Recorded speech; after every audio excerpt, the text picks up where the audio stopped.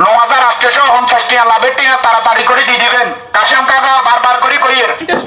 হ্যাঁ ওইখানে ভিতরে আপনার কিছু পুরানা ওই যে সুদের কিছু লোক কাস্টমার আছে কথা বলছেন তাকে উদ্দেশ্য বয়ানটা করে দেন আপনি।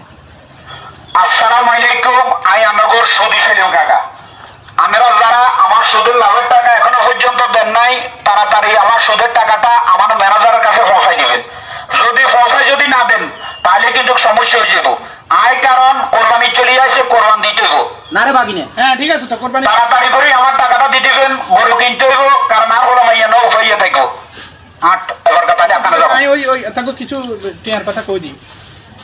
জনাব ওই যে আব্দুর রহমান জানি জনাব আব্দুল হক মিয়া, উনি ওনার এই বাকি টাকা আছে প্রায় 27,950 টাকা। ওই লোকটা ইমিডিয়েটলি আজকে আমার সাথে আসি দেখা করবেন। আপনার টাকা অনেক টাকা বকে হয়ে গেছে।